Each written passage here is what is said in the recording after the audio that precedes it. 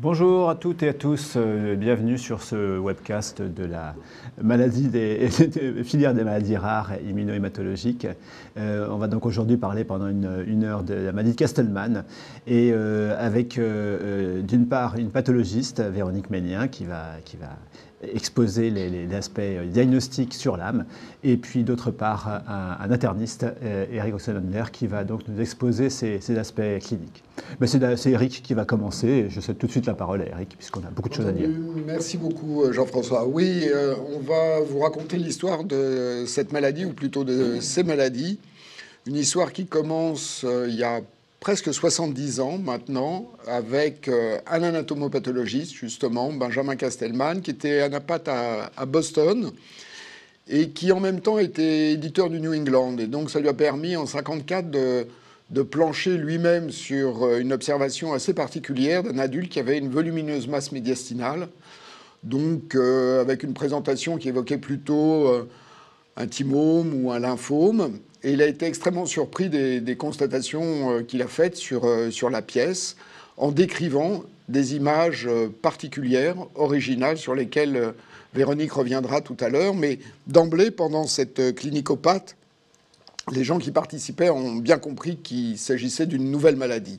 Alors, il était suffisamment malin pour, dans les mois qui ont suivi, essayer de colliger un certain nombre d'observations, toujours avec le même phénotype, masse médiastinale, et il a décrit ce qui deviendra la maladie de Castleman, ou tout au moins une forme de la maladie de Castleman, la maladie unicentrique. Alors, du point de vue clinique, les choses ont quand même pas mal évolué depuis 70 ans, avec surtout une extension du spectre de cette maladie, avec maintenant 3 maladies qui sont, il faut le dire, vraiment distinctes les unes des autres. La maladie localisée unicentrique, qui est celle qui avait été décrite par Benjamin Castleman initialement, et puis dans les années 70-80, l'apparition d'un autre concept, d'une maladie cette fois-ci multicentrique, disséminée, mais toujours avec des images histologiques rappelant ce qu'avait décrit Benjamin Castleman sur les premières observations, et qui vont correspondre à 2 formes de la maladie multicentrique. L'une qui sera rattachée à une origine virale, le virus KSHV-HHV8 au milieu des années 90, et l'autre qui reste encore aujourd'hui idiopathique. Alors vous voyez à droite les données du registre national français du centre de référence, qui permettent d'avoir un petit peu une idée du pronostic de ces maladies. La maladie unicentrique, c'est une maladie tranquille, avec une espérance de vie qui est pratiquement celle de la population générale, alors que vous voyez que les maladies multicentriques, quel qu'en soit leur type, sont associées à une mortalité qui est non négligeable, puisque la médiane de survie se situe entre 8 et 10 ans. Donc maintenant, nous allons voir la maladie de Castleman du point de vue du pathologiste. Donc, dans les maladies de Castleman sont associées différentes lésions histologiques qui vont être plus ou moins marquées selon les cas et qui vont toucher donc d'une part les follicules lymphoïdes et d'autre part les zones qui sont entre les follicules, donc qui sont dites interfolliculaires. Donc, au niveau des follicules lymphoïdes, on pourra avoir des centres germinatifs de petite taille avec une hyperplasie des cellules folliculaires dendritiques et une déplétion des cellules lymphoïdes. Donc, c'est ce qui est... Pardon. Et sinon, il y a également des anomalies au niveau de la couronne du manteau. Cette couronne va être épaissie et les lymphocytes vont être disposés en file indienne. Et c'est ce qui donne un aspect dit en bulbe d'oignon. Et enfin, le capillaire afférent au follicule aura une paroi épaisse, hyalinisée, donnant un aspect dit en sucette. Enfin, au niveau des zones interfolliculaires, on pourra retrouver une hypervascularisation et une plasmocytose. Donc ces différentes lésions vont être associées et selon leur présence ou non et selon leur intensité ont été définis différents types histologiques. Il y en a 3. Donc à gauche, on a le type dit hyalin vasculaire dans lequel on a essentiellement des anomalies des follicules. À droite, le type dit plasmocytaire où on a essentiellement une plasmocytose. Et entre, on a le type dit mixte où on a une association des différentes lésions. Donc voilà 3 exemples de ces 3 types histologiques. Donc à gauche, le type hyalin vasculaire. Donc on a un tissu lymphoïde d'architecture conservée avec de volumineux follicules, avec plusieurs centres germinatifs, une couronne du manteau épaissie, un aspect en bulbe d'oignon et un vaisseau dans le petit encart en haut à droite de la première photo, un vaisseau afférent avec une paroi épaisse. Complètement à droite, on a un ganglion d'aspect totalement différent avec les structures folliculaires qu'on voit en bas à gauche qui sont volumineuses, des follicules hyperplasiques, et entre ces follicules, une plasmocytose très importante. Et au centre, la photo du centre correspond à un type dit mixte, où on a une association de ces différentes lésions. Donc quand on réunit les deux points de vue, le point de vue anapathe et le point de vue du clinicien, on obtient ce schéma qui vous montre que dans la forme clinique unicentrique, on a quasiment uniquement des formes histologiques hyalines vasculaires, ainsi que dans la forme multicentrique idiopathique associée au TAFRO, qui est en bas à gauche, on dit hypervasculaire, qui est l'équivalent du hyalin vasculaire. Et sinon, les deux autres types de maladie de Castleman, la multicentrique HHV positive et la multicentrique idiopathique, NOS, pour elles, on a essentiellement des formes dites plasmocytaires ou mixtes. Je vous interromps. J'ai oublié de vous dire tout à l'heure, vous pouvez poser des questions en direct. Hein, c'est l'intérêt d'être en direct, c'est que ça peut être interactif. Donc n'hésitez pas, je surveillerai les écrans et transmettrai vos questions aux orateurs. Il n'y a effectivement pas une maladie de Castleman, mais trois formes. Et maintenant, je pense qu'on va pouvoir rentrer dans le détail. Surtout, n'hésitez pas à poser des questions, à les retransmettre. Et, voilà. On a déjà vu les images histologiques, c'est généralement plutôt sur biopsie. Alors ça dépend du type de maladie de Castleman. Ça dépend du type de maladie de Castleman. Pour l'unicentrique, on peut faire le diagnostic sur une biopsie, et plus souvent sur une pièce chirurgicale. Pour la multicentrique HH8 positive, c'est le plus souvent sur biopsie. Par contre, pour la multicentrique idiopathique, on a en général besoin d'une exérèse chirurgicale qui permettra un diagnostic plus sûr. Voilà. Bien, alors nous allons attaquer par le plus facile finalement, la maladie de Castleman unicentrique, celle décrite donc par Benjamin Castleman. Donc vous voyez, la présentation, c'est souvent un adulte jeune, ça peut être un enfant, ou en général c'est un adulte jeune, et c'est une masse ganglionnaire qui est unique, et le plus souvent asymptomatique, sauf lorsqu'il y a des signes de compression, si la masse est mal placée. Le diagnostic, on va le voir, il peut être suggéré déjà dès l'imagerie et le contexte, mais c'est bien entendu l'anapathe qui le fera au final. Donc un diagnostic relativement facile avec quand même quelques zones grises. La première, c'est qu'il est possible que, au lieu d'avoir une seule masse, on ait plusieurs adénopathies, mais toujours dans la même région, cervicale, axillaire, médiastinale, par exemple, ce qui peut rendre la chirurgie difficile, on le reverra. Et puis, il y a un petit pourcentage de formes plasmocytaires et ou inflammatoires, c'est 10-15%. Véronique vous a dit que dans la plupart des cas, c'était des hyalins vasculaires asymptomatiques, etc. Mais il y a une petite proportion de patients qui se présentent différemment. Les complications, il y en a essentiellement de deux types. Les complications auto-immunes. On verra tout à l'heure une observation d'une association à pemphigus paranéoplasique. Et puis, ça peut être également une forme tumorale avec l'évolution vers une forme sarcomateuse, un sarcome à cellules folliculaires dendritiques. Bon, la physiopathologie, elle reste inconnue. On se dirige quand même de plus en plus vers une maladie associée à des mutations somatiques, mais pas dans le tissu hématopoïétique. Là encore, nous y reviendrons brièvement tout à l'heure. Et le traitement reste classiquement la chirurgie d'exérèse lorsqu'elle est possible. Alors, voilà quelques présentations médiastinales ou abdominales d'une maladie de Castleman unicentrique. Donc vous voyez une masse unique, c'est souvent une masse assez volumineuse, bien délimitée, avec sur le scanner sans injection une densité qui est homogène. Un petit point d'orientation, la fréquence des microcalcifications qui sont plutôt centrales au niveau du ganglion. Et puis surtout, après injection, on a une prise de contraste qui est importante et prolongée. Vous le voyez en particulier dans les deux photos à droite. C'est des masses extrêmement brillantes. Ça, c'est lié au caractère très vascularisé de la lésion. Et je dois dire que même sur ces aspects, il y a des radiologues qui sont capables d'évoquer le diagnostic de maladie de Kestelman. Alors, un cas clinique particulier, un homme de 23 ans, dont l'histoire commence par des symptômes extra-ganglionnaires. En septembre 2016, des lésions buccales considérées comme un lichen plan. 6 mois plus tard, l'apparition d'une dyspnée d'effort de plus en plus invalidante associée à un amaigrissement. L'évaluation de cette dyspnée a conclu à un syndrome obstructif extrêmement sévère par atteinte bronchiolaire. Et pour faire rapide, on est arrivé au diagnostic de pemphigus paranéoplasique avec présence d'anticorps anti-desmoglein 3 ou anti-périplaquine.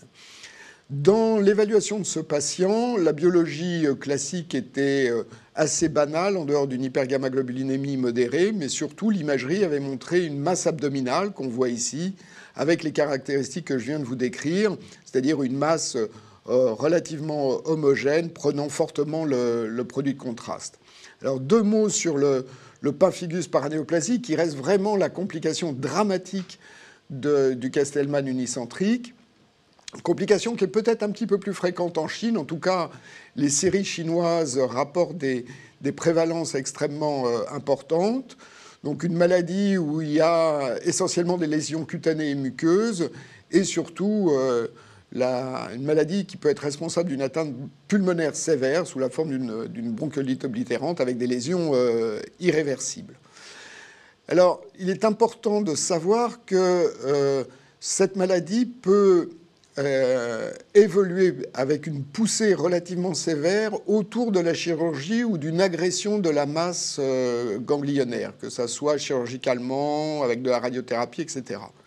Et donc, un point important est de savoir qu'il faut traiter de façon intensive le pemphigus avant la chirurgie d'exérèse. Quand je dis intensif, c'est le plus souvent l'association de corticoïdes, d'immunoglobuline intraveineuse et de rituximab.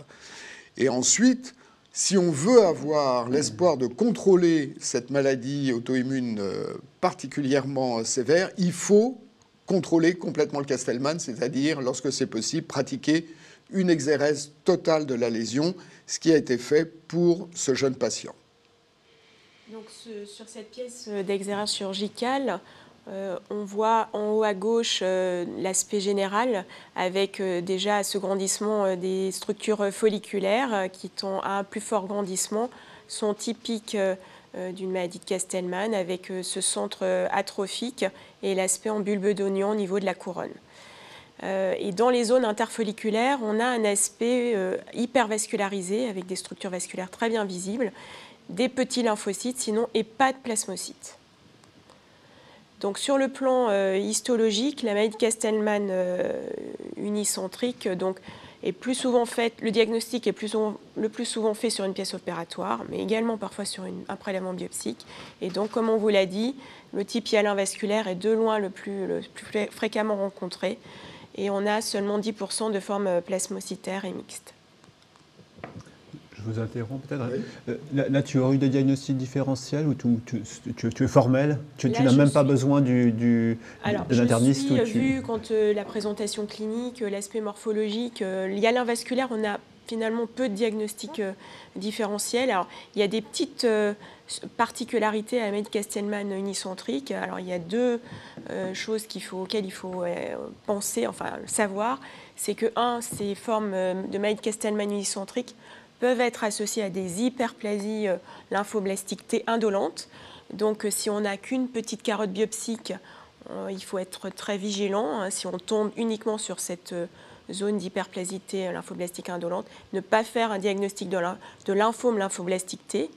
Donc, voilà, de médiastin en plus, effectivement.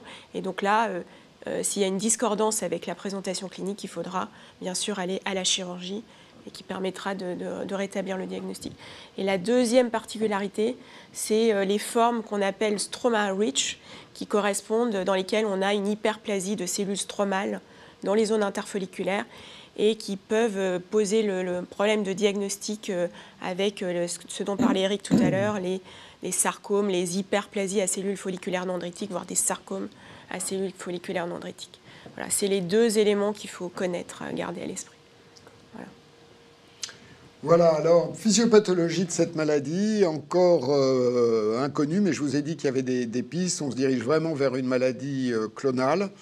Il y a donc ce travail intéressant d'une équipe chinoise qui a mis en évidence une mutation particulière somatique dans le PDGFR-bêta. Cette mutation, toujours la même, a été retrouvée dans environ 17% des cas du CD. Je dois dire que dans notre série sur le centre de référence, on a exactement la même prévalence. C'est une mutation qui n'est pas dans les cellules hématopoïétiques. On la retrouve dans les cellules CD45 négatives, c'est probablement des cellules du soutien. Et c'est une mutation gain de fonction qui est donc associée à une activation constitutive constante du récepteur, avec, à l'évidence au moins démontrée sur les fibroblastes, une activité proliférante. Donc c'est un bon candidat, cette mutation, et peut-être d'autres mutations sur le même gène ou dans des voies associées, affaire à suivre. Donc vous voyez, ce qui nous a semblé intéressant aussi de regarder, c'est de savoir si toutes ces maladies de Castleman unicentriques étaient homogènes. Et donc, par cette analyse, sans a priori, sur 148 patients, on montre assez facilement que la grande majorité de ces patients appartiennent à un groupe de maladies de Castleman unicentriques non compliquées, mais qu'on retrouve en orange un groupe assez homogène de patients qui présentent les complications, et ces complications sont associées entre elles. C'est là qu'on retrouve le pemphigus, la bronchiolite oblitérante, y compris le sarcome à cellules folliculaires dendritiques, la myasthénie. Donc un groupe de patients avec une maladie de Castleman associée à de l'auto-immunité ou de la prolifération des cellules du stroma.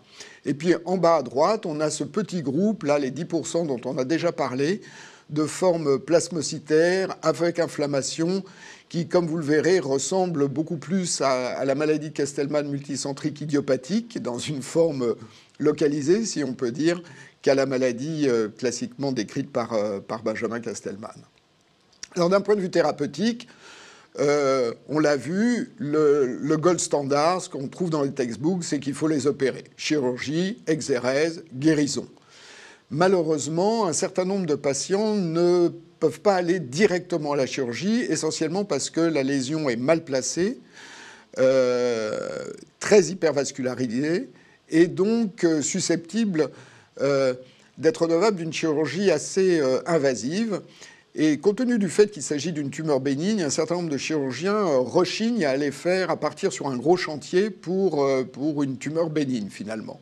Ce qui nous amène à essayer de trouver des stratégies pour réduire la lésion ou faciliter le travail du chirurgien. Pour faire simple, tous les traitements médicaux qui ont été utilisés en tentative de réduction sont des échecs. La seule option qui semble intéressante, c'est l'embolisation, qui peut être réalisée à titre préopératoire ou post-opératoire, ou même à la place de la chirurgie, de façon répétée. Dans l'avenir, on peut espérer avoir des inhibiteurs spécifiques pour contrôler la prolifération cellulaire si effectivement l'hypothèse clonale somatique se confirme. Et il y a un PHRC conduit par David Boutboul qui démarrera probablement au milieu de l'année 2024 pour ces patients inopérables. Et lorsqu'on ne peut pas les opérer, eh bien, il reste deux options. Une très vieille option qu'on essaye d'utiliser le moins possible, qui est la radiothérapie. C'est efficace, mais on connaît les effets secondaires, en particulier sur des localisations difficiles comme le médiastin. La dernière option possible pour des tumeurs asymptomatiques, c'est éventuellement la surveillance. Et il y a des patients qui restent des années avec une lésion parfaitement stable sans qu'il soit nécessaire d'intervenir à quelque moment que ce soit. Oui, avant de passer par rapport à ces traitements, donc oui, effectivement la chirurgie c'est le traitement de référence. Est-ce qu'un debulking, en gros quand le chirurgien ne peut pas tout enlever et ne veut pas faire un chantier irréversible, est-ce qu'il peut en enlever le plus possible Oui, très vraisemblablement, il semble que ça soit utile. En particulier, il y a parfois d'ailleurs des lésions où il y a une masse principale et puis des petits ganglions à côté. Tout ce que peut enlever le chirurgien, c'est favorable. D'abord parce que ça va permettre de confirmer le diagnostic. Et puis ensuite, dans la majorité des cas, c'est des lésions d'évolution assez lente. Et donc, oui, si on peut, tout ce qu'on peut enlever, on l'enlève. Mais souvent, je vous le rappelle, c'est une tumeur vasculaire et c'est un geste qui peut être compliqué pour le chirurgien. Et alors du côté, je ne sais pas s'il y a des chirurgiens d'assistance qui veulent poser des questions, allez-y, n'hésitez pas, c'est le moment. Côté pathologiste, il faut ancrer, il faut regarder les limites avec attention, ou est-ce que c'est pas du sarcome, hein, on n'est pas dans le... Non, on n'est pas dans le sarcome. Non, c'est pas indispensable. En plus, c'est pas toujours...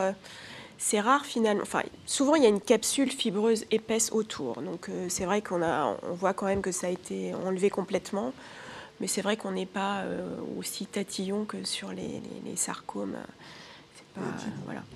Et c'est très vascularisé, effectivement. On a des grosses structures vasculaires dystrophiques, un petit peu, qui sont... On le voit, l'hypervascularisation. Okay. Et donc, qui est vue en radio. On ne va pas s'attarder à regarder si les limites étaient saines, etc. Pas donc, du tout. C'est pas le problème.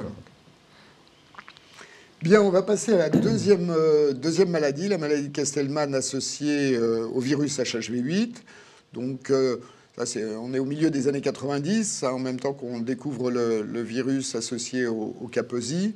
Donc la présentation, elle a été, c'est plutôt des adultes, ça a été essentiellement décrit dans un contexte d'infection HIV, mais on sait maintenant que ce n'est pas restreint à cette population. On voit ça également dans d'autres populations à forte prévalence pour le virus, puisqu'évidemment, il faut être infecté par le virus pour développer cette complication. Donc, c'est essentiellement l'Afrique subsaharienne ou le pourtour méditerranéen. La présentation, c'est un peu celle d'une hémopathie lymphoïde un peu agressive, avec une polyadénopathie, un syndrome inflammatoire, de la fièvre, de la cytopénie. On peut être aidé dans le diagnostic par le fait qu'environ la moitié des patients présentent au moment du Castleman des lésions de maladie de Kaposi, cutanées ou muqueuses. Le diagnostic, il va être évoqué sur le contexte, encore plus évoqué si on dispose d'une PCR HHV8 dans le sang avec des titres supérieurs à 3 logs, mais finalement, ça va être là encore affirmé par l'anatomopathologie avec une immunohistochimie spécifique. Les complications, c'est essentiellement le syndrome d'hémophagocytose ou de la défaillance multiviscérale. Ça peut être une maladie grave qui emmène les patients en réanimation en 48 heures. Et la physiopathologie, elle est directement liée à l'infection de cellules B, qu'on va appeler des viroblastes, qui sont affectés par HHV8, avec à la fois un aspect prolifératif et également un aspect réplicatif viral. C'est aussi une infection virale. Le traitement, là, on va le voir, il est médical, il repose essentiellement sur le rituximab.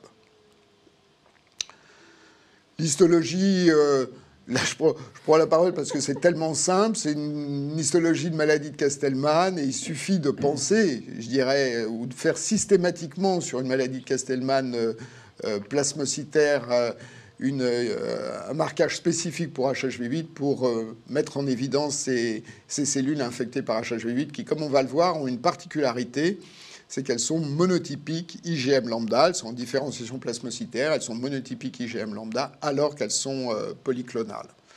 Voilà une observation donc d'un homme de 58 ans. On a le contexte d'infection VIH depuis 4 ans, il est sous antirétroviraux, il est bien contrôlé, un déficit immunitaire qui est extrêmement modéré. Il se présente avec une symptomatologie assez classique de fièvre, polyadénopathie, splénomégalie. Globalement, une pancytopénie qui est nette, 1600 blancs, 7 grammes, 32 000 plaquettes, un syndrome inflammatoire majeur, CRP à plus de 240, une hypergamma-globulinémie modérée. Donc, on dispose, tout ça est une espèce de timing, vous vous en doutez bien, on prélève la PCR, mais on va avoir le résultat dans quelques jours, on va prélever le ganglion, mais on va avoir le résultat dans quelques jours également. En tout cas, la PCR sera positive, et d'un côté quantitatif, on est autour de 5 logs, ce qui est ce qu'on observe au cours de la maladie de Castleman. Pour vous donner une référence, au cours d'une maladie de Kaposi, on est plutôt autour de 3 logs. Et ça ne dispense pas de la biopsie, et en l'occurrence, ça a été une exérèse chirurgicale. Voilà, donc on voyait un peu comme tout à l'heure sur le précédent cas, on retrouve ces structures folliculaires de petite taille avec un centre atrophique, un aspect en bulbe d'oignon. Là, en bas à gauche, l'aspect typique avec le vaisseau afférent au follicule qui est très bien visible, une paroi épaisse. Et là, par contre, dans les zones interfolliculaires, on a l'hypervascularisation et surtout une plasmocytose très importante. Donc, quand on réalise l'immunohistochimie, donc on voit que sur le marquage CD20 qui marque les lymphocytes B, on retrouve les structures folliculaires qui sont bien CD20 positives. Le CD5, qui est le marqueur T, marque les lymphocytes qui sont entre les structures folliculaires. Et le CD138, qui est le marqueur des plasmocytes, confirme la présence de nombreux plasmocytes dans les zones interfolliculaires. Donc sur cet aspect, on peut dire que sur le plan histologique, on a une maladie de Castleman de type mixte. Donc effectivement, on réalise un immunomarquage LANA, c'est-à-dire antiprotéine HHV8, et qui va nous mettre en évidence les plasmablastes, donc ces cellules qui sont caractéristiques de cette entité.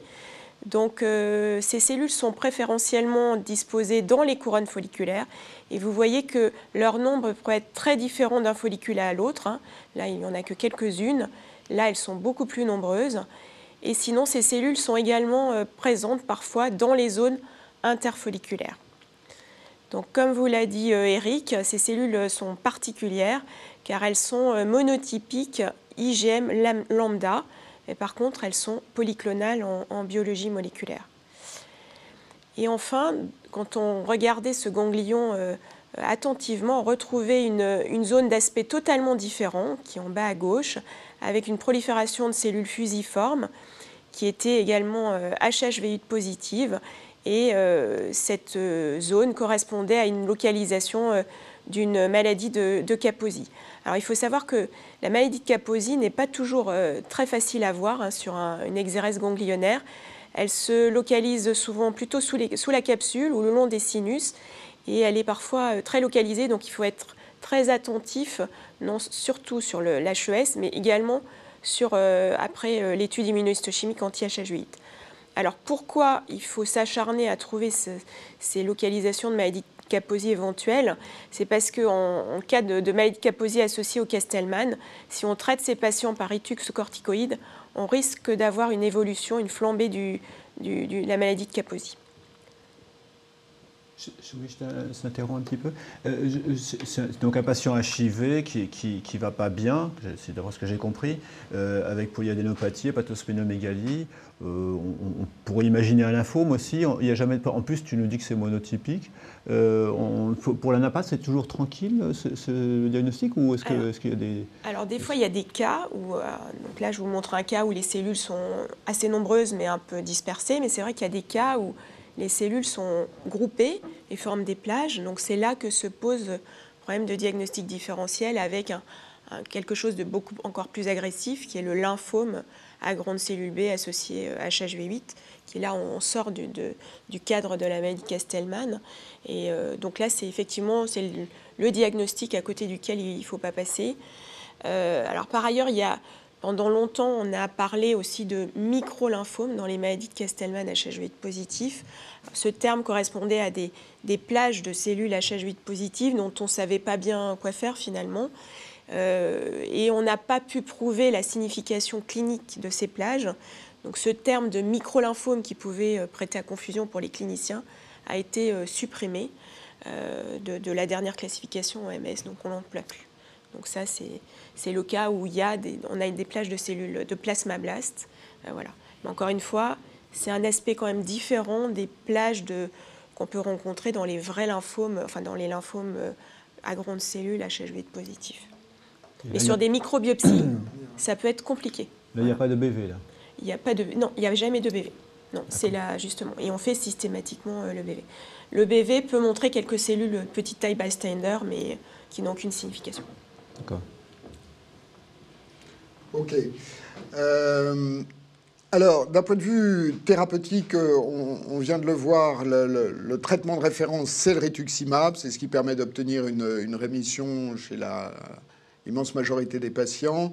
Véronique a souligné le risque qu'on a avec le rituximab, comme avec les corticoïdes, de voir une évolutivité d'une maladie de Kaposi, ce qui impose d'associer au rituximab finalement une chimiothérapie. En l'absence de Kaposi, on utilise souvent le VP16 qui permet d'éviter les flares, les poussées ou l'aggravation des symptômes pendant les premiers jours de traitement. En présence d'une maladie de Kaposi, on l'associe plus volontiers à de la doxorubicine liposomale. Tout en sachant que pour les malades les plus graves, avec défaillance multiviscérale, syndrome d'hémophagocytose, le traitement d'urgence reste l'étoposide.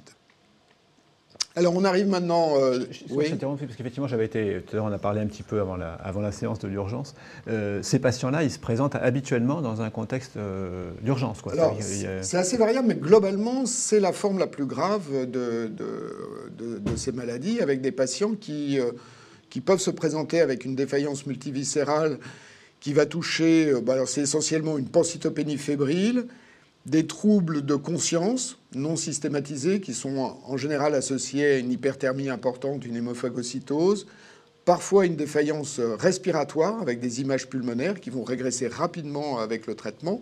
Mais si on n'intervient pas spécifiquement, l'évolution peut être fatale, oui, en quelques jours. Donc on est dans l'activation macrophagique associée voilà. à la maladie. Exactement. Okay. Là, on arrive au plus difficile, en tout cas d'un point de vue diagnostique, mais également d'un point de vue thérapeutique. C'est en gros ce qui reste. C'est la maladie de Castleman multicentrique dite idiopathique.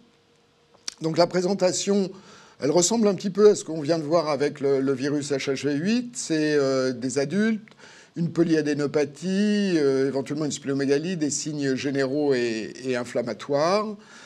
On va voir que le diagnostic, là, est beaucoup plus compliqué parce qu'on n'a pas d'image vraiment spécifique de cette maladie et que donc c'est là que la coopération et le dialogue entre le clinicien et l'anapathe, les allers-retours avec les hypothèses diagnostiques vont être le plus important.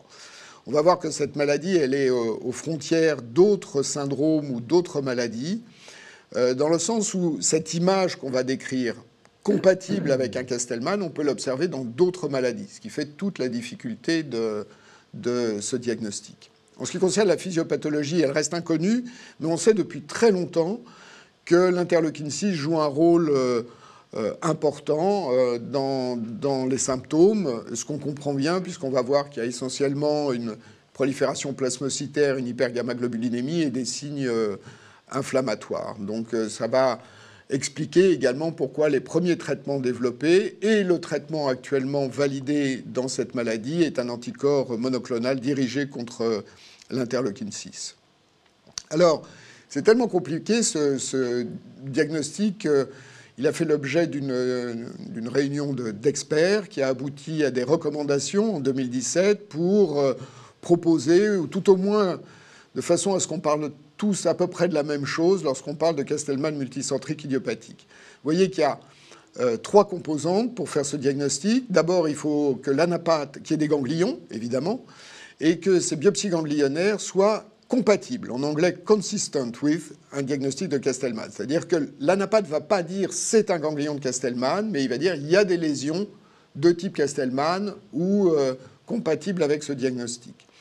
Ensuite, il faut des critères cliniques ou biologiques qui sont assez faciles à obtenir, puisqu'en gros, c'est le syndrome inflammatoire, la cytopénie, l'hypergamma.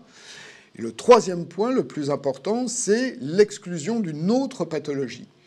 Je viens de vous dire qu'on pouvait avoir ces images de maladie de Castleman dans d'autres pathologies. Et évidemment, pour retenir le diagnostic de Castleman multicentrique idiopathique, il faut les éliminer.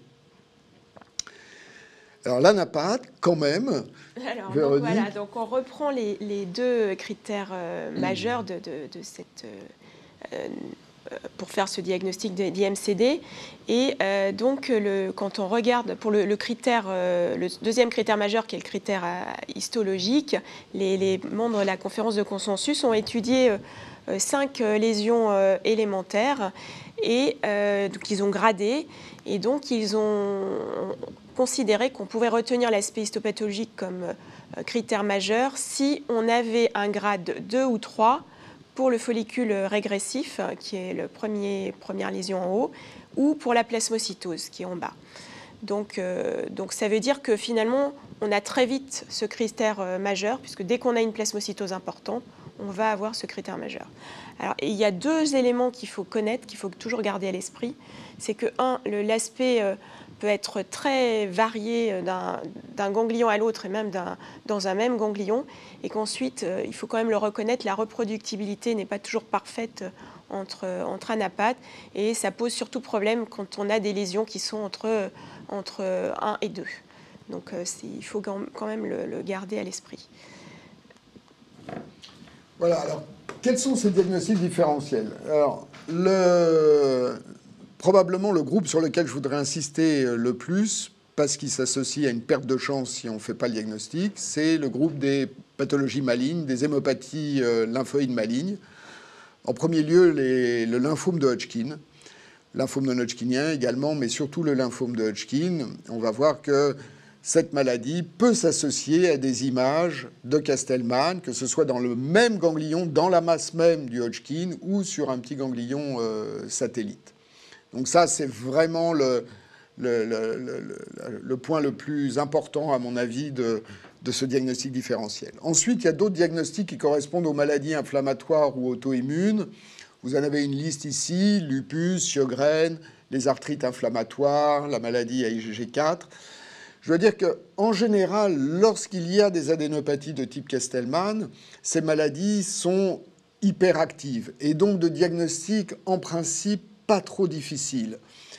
Peut-être pour le style, c'est un petit peu plus compliqué, mais un lupus qui a des ganglions de type Castleman, c'est un vrai lupus, et donc on doit faire le diagnostic de lupus, et évidemment, c'est ce diagnostic qui prime.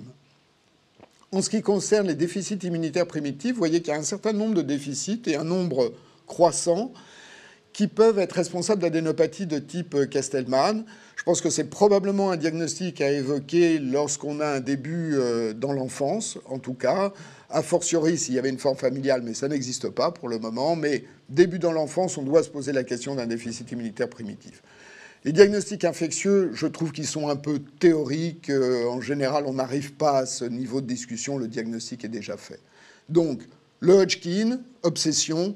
Les maladies systémiques, en général, pas trop difficiles à faire le diagnostic. Et puis, chez l'enfant, penser à un déficit immunitaire. Je t'interromps. En fait, c'est pratiquement des Castleman paranéoplasiques dans lesquels on doit chercher la cause de l'aspect qui peut donner un syndrome clinique et des aspects histologiques. Donc, on doit traquer, en fait, à chaque fois ça pour dire que c'est bien idiopathique. C'est ça le... Oui, oui. Et de fait, si, à partir du moment où on va traiter le Hodgkin, les lésions de Castleman vont disparaître. Donc, c'est vraiment une complication ou une image d'aval par rapport à l'hémopathie. C'est pareil, dans les maladies auto-immunes, on a un aspect typique de maladie de Castleman et on les traite et ça disparaît.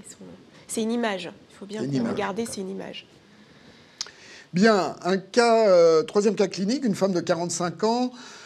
Elle est fatiguée, elle a un peu mal partout, elle n'a pas vraiment de fièvre ni de sueur, mais elle a des adénopathies, elle note des adénopathies cervicales. Biologiquement, elle a quand même un syndrome inflammatoire important avec une anémie microcytaire, une hypergamma-globulinémie, pas de facteur rhumatoïde, pas d'anticorps antinucléaires. L'imagerie montre d'assez volumineuses adénopathies susclaviculaires, médiastinales et hilaires, ainsi que des lésions spléniques et hépatiques. Donc là, on va assez rapidement à la biopsie ganglionnaire. Donc, qui montre là aussi un aspect de maladie de Castleman avec les petits follicules, le centre déplété, l'aspect en bulbe d'oignon. Là, on a un follicule avec deux centres, on a l'impression deux centres accolés, et puis en interfolliculaire, l'hypervascularisation, une plasmocytose, et on arrive à un diagnostic morphologique qui évoque une maladie de Castleman de type mixte. Mais en regardant attentivement le ganglion, on voit dans les zones interfolliculaires, par endroits, un aspect plus clair qui est dû à la présence de cellules histiocytaires. Et surtout, au milieu de ces cellules histiocytaires, on voit des cellules de grande taille qui ont un noyau volumineux très fortement nucléolé. Et on fait l'étude immunohistochimie et on voit que ces cellules de grande taille sont CD30 positives, CD20 négatives, PAX5 positives, faibles, et Hébert positive. Et donc, on retient finalement le diagnostic de lymphome de Hodgkin classique de type interfolliculaire associées à des lésions, alors qu'on dit Castelmanoïdes, Castelman-like, on les appelle comme on veut. Et effectivement, ça correspond à ce que tu disais tout à l'heure, un syndrome un peu paranéo, je pense. Voilà. Alors, interfolliculaire, c'est un diagnostic qui est difficile, donc il faut vraiment vérifier toutes les zones interfolliculaires, parce qu'on peut se faire piéger et passer à côté. Encore plus quand on a fait une biopsie à l'aiguille, où là, c'est encore plus risqué, je dirais. C'est un peu la question qui me venait à l'esprit. Voilà. Effectivement, comme il y a de plus en plus de centres qui font sur des adénopathies, des biopsies à l'aiguille, en pratique, si je comprends bien, quand vous discutez de ces patients, vous contentez pas de biopsie à l'aiguille ou... Je crois que le point le plus important, c'est que si on a une présentation qui évoque quand même en premier lieu une hémopathie maligne type Hodgkin, la première chose, c'est d'aller biopsier la masse principale. Et quand je dis masse principale, c'est la plus grosse, la plus hyperavide au TEP scanner. Et si possible, de façon chirurgicale. Voilà, je pense qu'il faut faire attention de ne pas céder à la facilité de la biopsie à l'aiguille d'une petite adénopathie satellite qui peut nous emmener vers la fausse piste et vraiment se concentrer sur la lésion principale. Et il faut même savoir que même en biopsiant le ganglion pathologique, la biopsie peut passer à côté du Hodgkin, parce que le Hodgkin ne peut atteindre qu'une partie du ganglion. Donc c'est vraiment le lymphome pour lequel on est très vigilant quand on a des biopsies, quand on a une suspicion de Hodgkin. Si on n'a pas le diagnostic sur la biopsie, il faut vraiment y retourner. Voilà, un folliculaire, un lymphome folliculaire, un DLBCL, ça ne sera pas pareil. Mais un Hodgkin, ça peut être très localisé. Et grosso modo, dans vos RCP, la proportion de patients idiopathiques qui le deviennent plus et qui sont autre chose, vous avez... On essaie de faire le diagnostic le plus vite possible. Non, les lymphomes... c'est une bonne question parce que si on regarde la littérature ancienne... il y avait une question de savoir est-ce que le Castelman prédispose au développement d'un lymphome, est une maladie pré-lymphome, etc. Et en fait, je pense que c'est des diagnostics qui sont ratés. Donc voilà, il faut faire le diagnostic tout de suite. C'est vrai pour des malades qu'on a considérés plutôt comme maladies de Castelman multicentrique et qui vont évoluer vers une maladie systémique pour lequel on va voir la symptomatologie s'enrichir d'un point de vue rhumatologique ou cutané ou autre chose qui vont réorienter. Mais sinon, non. Oui, parce qu'il n'y a pas que les pathologies malignes, il y a aussi les pathologies. Voilà. Alors, à côté de ça, il y a des formes frontières. Je voudrais vous dire deux mots du syndrome de Poems, parce qu'il y a une sanction thérapeutique qui est assez importante. Syndrome de Poems, donc... je rappelle cet acronyme, c'est une maladie plasmocytaire clonale qui est associée à une organomégalie. Et dans cette organomégalie, il y a des adénopathies. Et quand ces adénopathies sont biopsiées, on trouve une image de type Castelman. Et puis, associé à ça, il y a un certain nombre de manifestations endocriniennes ou cutanées. Donc, il y a cette lésion. Là où c'est compliqué, c'est qu'au cours de la maladie de Castelman multicentrique, on décrit un certain nombre de complications qui appartiennent au spectre Poems. Elles sont listées à droite. Et le tout est de savoir si on considère que c'est un vrai Poems ou pas un vrai Poems. Alors si on se réfère pour le moment à la Bible, on ne peut parler de Poems que lorsqu'on a l'évidence du clone plasmocytaire. Alors cette évidence, elle peut être restreinte à la présence de l'immunoglobuline monoclonale. On préfère voir le clone plasmocytaire, mais l'immunoglobuline monoclonale suffit. S'il n'y a pas cette immunoglobuline monoclonale ou ce clone plasmocytaire, on parle encore à l'actuel de Castelman avec des signes de Poems. Je pense qu'il y a une incertitude sur même l'existence de ce deuxième groupe et peut-être qu'on est juste incapable de mettre en évidence le clone plasmocytaire anormal. Et je pense qu'à l'heure actuelle, quand même, un patient qui présente un syndrome de Poems, on va le traiter comme un Poems et c'est ça qui va primer par rapport à l'image de Castelman. Un nouveau cas clinique qui, cette fois-ci, est un homme de 44 ans qui est originaire de Polynésie française, il est maori. Il est fatigué, il a des adénopathies qui ne sont pas très volumineuses, mais des adénopathies, des arthralgies.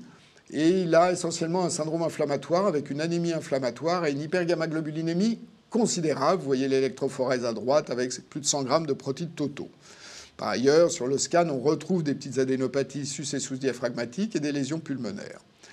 Là encore, on va aller au ganglion par chirurgie cette fois-ci. Donc là, on retrouve toujours un ganglion d'architecture conservée, des follicules qui sont petits là aussi, mais surtout, ce qui frappe, c'est en interfolliculaire, ces nappes de cellules plasmocytaires. Hein. Oui, on a quasiment pas d'autres cellules, pas de lymphocytes et très peu d'hypervascularisation. Donc, on fait l'étude immunohistochimie qui montre les follicules lymphoïdes CD20+, le CD5 qui est positif sur les lymphocytes interfolliculaires et surtout le CD138 qui confirme la présence de nappes de plasmocytes. Donc devant cet aspect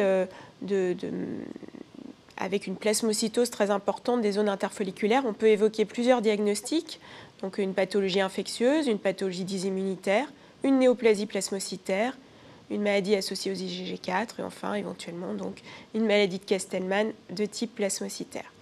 Donc les deux premiers diagnostics, on les élimine sur la clinique et sur la biologie assez facilement. Le troisième diagnostic, on fait une hybridation in situ kappa et lambda qui ne retrouve pas de monotypie. Donc on peut éliminer une néoplasie plasmocytaire. Ensuite, pour la maladie associée aux IgG4, donc on va faire un marquage IgG4 et IgG. Et là, on retrouve une augmentation du nombre de cellules IgG4 qui est à peu près on retrouve plus de 100 par champ au grandissement 400. Et quand on fait le rapport IgG4 sur IgG, on est autour de 40%. Donc, comme vous l'avez peut-être vu sur la diapositive tout à l'heure d'Éric, il y avait une augmentation des IgG4 qui était 11,4 grammes. Donc, on retient finalement le diagnostic, on dit que c'est compatible avec une MAC4 et le patient est traité par corticoïdes, mais on n'a qu'une réponse partielle, rituximab, échec. Voilà, donc ça c'est un diagnostic différentiel un peu plus compliqué. En tout cas, on ne peut pas demander à l'ANAPAD de faire le diagnostic différentiel entre Kestelman multicentrique et maladie à IgG4. On a un double problème, là vous le voyez, c'est-à-dire que dans la maladie associée aux IgG4, il peut y avoir des adénopathies, et quand il y a des adénopathies, elles peuvent être de type Kestelman. C'est dans un sens, et dans l'autre sens, dans ce qu'on considère être une maladie Kestelman multicentrique, il est assez fréquent de voir d'une part des taux d'IgG4 sériques élevés, supérieurs au cut-off habituellement utilisé, mais également une infiltration importante des plasmocytes à IgG4. Donc c'est très compliqué, et il faut revenir finalement à la définition même de la maladie à IgG4. Et quand on revoit, alors il y a plusieurs schémas, algorithmes qui ont été proposés, mais il y en a un qui est quand même important parce qu'il commence par organ damage. C'est-à-dire que c'est une maladie qui, le plus souvent, est une maladie d'organes. Il peut y avoir des adénopathies, mais les adénopathies, c'est quelque chose de secondaire dans la maladie à IgG4. Et donc si on compare un peu les deux maladies, vous voyez que le côté maladie IgG4, c'est une maladie d'organes, avec des organes cibles, le Mikulicz, le pancréas, le rein, souvent un contexte d'atopie, pas de signes biologiques inflammatoires, alors que de l'autre côté, cette maladie de Kestelman multicentrique, même avec des IgG4, c'est une présentation quand même primitivement ganglionnaire, avec de la fièvre, parfois un œdème, des sérites, de l'inflammation. Avec toutefois, en interface, des localisations ou des lésions, particulièrement au niveau de la peau et du poumon, qui peuvent être source de confusion entre ces deux diagnostics. Alors, on a abouti pour ce patient, finalement, dans la mesure où il s'agissait essentiellement d'une présentation ganglionnaire au diagnostic de maladie Kestelman multicentrique, dans un type plasmocytaire. Et vous vous souvenez que ce garçon était polynésien, et il invite à se poser la question de variation phénotypique en fonction du background génétique. Et de fait, lorsqu'on regarde les séries de ce qui est considéré comme maladie Kestelman multicentrique, en France, en Chine, au Japon, on voit qu'il y a un certain nombre de différences sur les phénotypes, et en particulier en ce qui concerne la présence des signes généraux d'un point de vue clinique et le taux des gamma-globulines. En gros, Les patients d'origine asiatique ont beaucoup moins souvent de signes généraux, moins souvent de fièvre. C'est une maladie plutôt froide et chronique, marquée par cette fatigue et cette anémie inflammatoire. En revanche, l'hypergammaglobulinémie peut être considérable, vous voyez, avec des médianes qui sont autour de 50 grammes par litre. Et puis, 2 types de lésions d'organes particulières qu'on observe essentiellement, si ce n'est exclusivement dans cette population, qui sont une maladie pulmonaire, qui est une maladie interstitielle avec des petits nodules, du ground glass, et puis l'évolution vers des lésions kystiques qui peuvent être très spectaculaires et invalidantes. Et puis deuxièmement, des lésions cutanées que vous voyez ici, qui sont en général des plaques infiltrées qui touchent essentiellement le tronc et qui sont infiltrées, épaisses, et dont l'histologie montre qu'il s'agit de lésions essentiellement, quasi exclusivement plasmocytaires. Donc un phénotype un peu particulier. C'est important parce que la littérature est dominée par les séries asiatiques, chinoises et japonaises en particulier, et qu'il faut faire attention de ne pas toujours extrapoler directement ce qu'on voit dans cette population à ce que nous voyons en Europe, en tout cas. Alors, d'un point de vue thérapeutique... C'est des problèmes de critères, c'est pas des problèmes de critères diagnostiques différents suivant les... Non, c'est pas des problèmes. Alors, eux... En congrès, vous avez les mêmes critères diagnostiques. Alors, on a les mêmes critères diagnostiques, si ce n'est que eux, auparavant, appelaient cette maladie différemment. Ils l'appelaient IPL pour idiopathique plasmacytique lymphadenopathy avec hypergammaglobulinémie. Donc, c'était une maladie qui était connue. Mais si on veut faire l'histoire, au moment où elle a été décrite au Japon... Fritz-Zera décrivait la maladie plasmocytaire multicentrique en Europe et aux États-Unis. Ils ont comparé leurs lames et ils ont considéré que c'était la même chose. En fait, la maladie asiatique est quand même beaucoup plus homogène que ce que nous, on voit. Et très plasmocytaire. Très, très plasmocytaire. Donc, d'un point de vue thérapeutique, également une conférence de consensus avec les mêmes, en gros. Ce qu'on peut dire, c'est que, évidemment, dans les formes symptomatiques inflammatoires, la première ligne concerne des anticorps monoclonaux dirigés contre l'axe IL-6. Donc, le médicament qui a une AMM en France et qui est remboursé en France dans cette indication, c'est le siltuximab. Dans d'autres pays où il n'est pas disponible, c'est le tocilizumab, qui est un antirécepteur à l'IL-6 qui est utilisé. Dans les formes... ça, c'est un traitement qui est remarquablement efficace, mais qui est suspensif. Hein, c'est un anticytokine qui est suspensif et qui est efficace chez les malades inflammatoires. Mais il y a environ 30-40% de patients qui ne sont pas inflammatoires avec cette maladie et qui ne sont pas des répondeurs à ces anticorps anti-IL-6, pour lesquels, là, il y a beaucoup moins de consensus thérapeutique.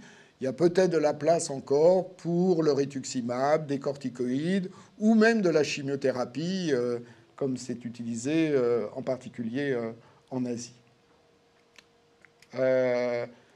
Voilà, je pense qu'avant de terminer, Véronique voulait dire un mot sur ce syndrome un peu particulier, lui aussi décrit au Japon, sous l'acronyme TAFRO. Voilà, thrombopénie, anasarque, fièvre, R pour fibrose réticulinique, insuffisance rénale et organomégalie.